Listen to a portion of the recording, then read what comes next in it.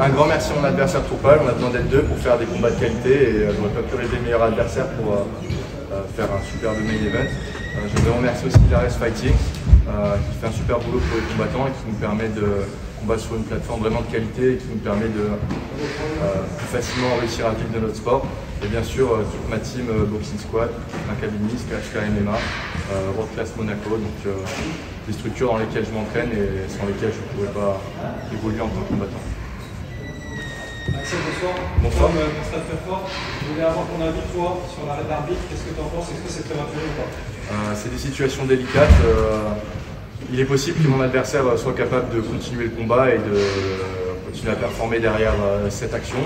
Néanmoins, quand on se met à la place de l'arbitre, l'arbitre doit prendre une décision. Est-ce que le combattant est en état de combattre ou pas? L'erreur est possible de la part de l'arbitre, mais c'est vraiment délicat à gérer. Et en tout cas, moi, mon job, c'était de marquer des points, jusqu'à si possible avoir un finish. C'est ce que j'ai fait. Et je laisserai les gens juger la pertinence de cet arrêt. Et ma deuxième question, on a vu dans la cage, c'était un peu chaud après la décision de l'arbitre. Toi, comment tu as vécu cette décision? Je l'ai pas mal vécu, je comprends, il y a beaucoup d'émotions. Moi et Tourpal, on avait tous les deux très envie de gagner. Donc effectivement, je peux comprendre la déception. La mienne aurait été au moins aussi grande si j'avais perdu de la sorte. Donc après, voilà, j'ai pas ressenti d'animosité de la part de Tourpal ou de sa team envers moi. Donc je peux tout à fait comprendre la déception. Donc il n'y a vraiment pas de souci avec ça. Merci. Bonsoir Axel.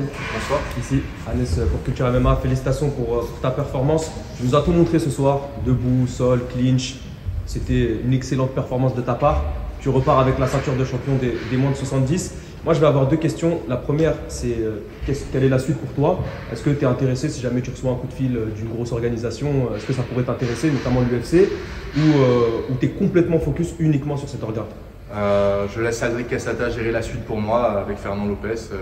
Moi, mon job, c'est de m'entraîner et de devenir la meilleure version de moi-même. Je veux dire, dans tes objectifs, est-ce que… Bien évidemment que dans mes objectifs, c'est d'atteindre des organisations majeures telles que l'UFC. C'est le rêve de tous les combattants parce que c'est en allant dans des organisations de très haut niveau qu'on augmente nos chances de devenir un meilleur combattant. C'est en allant au plus dur qu'on devient plus fort. Donc bien évidemment que je veux me mettre dans la plus grande difficulté possible en allant dans ce type d'organisation. Ok, deuxième question Axel. Il y a un gros fléau malheureusement en France sur des combats franco-français quand on a une personne d'origine étrangère et une personne d'origine française.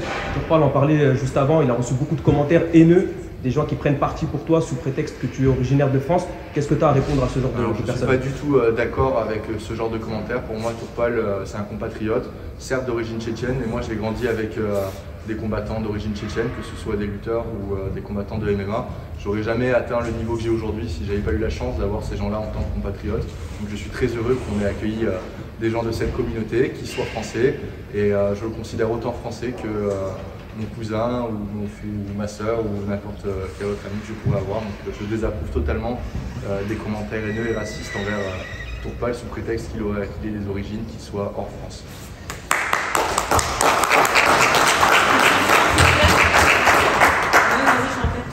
Bonsoir, Noé Cover, félicitations pour le combat. C'était un combat très serré jusqu'au finish dans le 4e round. Est-ce qu'il y a quelque chose qui t'a surpris dans ce que Tourpal a amené dans la cage? Je ne m'attendais pas à avoir du mal à sentir son timing sur ses mouvements. Dans sa manière de bouger, Tourpal, il n'est pas du genre à submerger d'informations, même s'il envoie des fausses informations, des feintes, des mouvements de buste, etc. Donc je pensais qu'il serait plus facile à lire en fait dans ses intentions. Et il y a eu 2-3 fois où j'ai été surpris parce qu'en fait il trouvait le moment pour exploser à un moment donné où j'étais pas forcément en position pour mieux appréhender son explosion. Et du coup j'ai un peu eu des difficultés à trouver son timing sur les débuts de match, notamment sur les phases de striking. Voilà. Et ton coéquipier Virgile a gagné un petit peu plus tôt dans la soirée.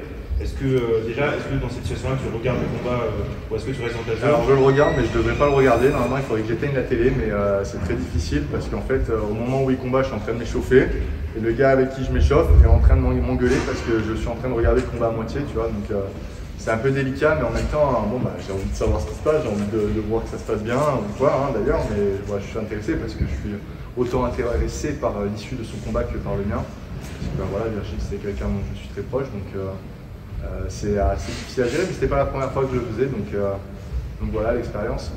Merci, félicitations. Bonsoir Axel, Alexandre Rousseau pour Gonguer Nogui. On sait que tu es assez imposant pour un 70 et que tu as même déjà combattu en 77.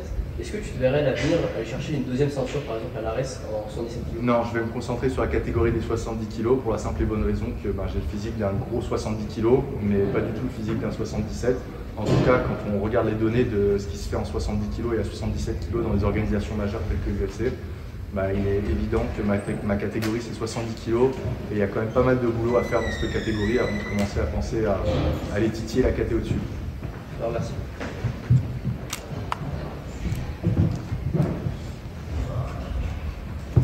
Bonsoir Axel, il y a une ceinture devant toi qui va aller bronzer à Nice comme tu l'as dit. Je rebondis sur la question par rapport à Virgile. Est-ce que tu as pu parler avec Virgile aussi qui est très dessus de ne pas repartir avec la ceinture, en plus il a gagné. Tu as pu parler avec lui de ça et de ce sujet? On en a parlé forcément à l'annonce du fait qu'il ne combattrait pas pour la ceinture, il était très déçu, mais bon, à vrai dire, la ceinture c'est bien pour les photos, mais c'est pas ça qui compte. Ce qui compte, c'est de combattre, de gagner et d'avancer dans sa carrière. Donc c'est toujours bien d'avoir la ceinture, c'est un peu un coup de projecteur qu'on te met sur toi, mais ce qui est vraiment important, c'est ton développement en tant qu'athlète et de passer les étapes de chaque combat. Et donc ce soir, Virgile avait encore une étape à passer. En fait, lui, il avait un vétéran du MMA, il l'a passé brillamment, il a été en difficulté, il a surmonté la difficulté. Et c'est ça la réelle récompense de sa victoire, plus que n'importe quelle ceinture. Ça sera la dernière question pour toi, Axel. Axel, rebonsoir. Je sais que tu m'as dit que c'est Aldric qui gère ta carrière, que tu veux pas trop qu'on parle de ça, mais est-ce que toi, à titre personnel, tu as quand même une envie de revenir d'ici combien de temps? À peu près pas de bobo déjà, j'imagine? Pas de bobo, non. Alors après, là cette année a été assez compliquée pour moi. J'ai fait, bien que je n'ai combattu que 2 fois, j'ai fait quand même 5 diètes.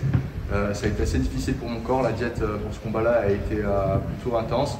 Donc j'ai besoin un peu de relâcher la pression et de remettre les choses à plat. Donc si je peux éviter de recombattre le mois prochain, c'est bien. Donc après, dans ce sport, je ne suis pas en position de dire je veux combattre à tel moment ou tel moment. Je suis encore sujet à saisir les opportunités quand elles se présentent. Donc mon job, ce sera d'être prêt pour la saisir si l'opportunité se présente, d'avancer dans ma carrière dans le sens où j'ai envie que ça aille. Donc voilà. Merci beaucoup et encore félicitations. Merci beaucoup.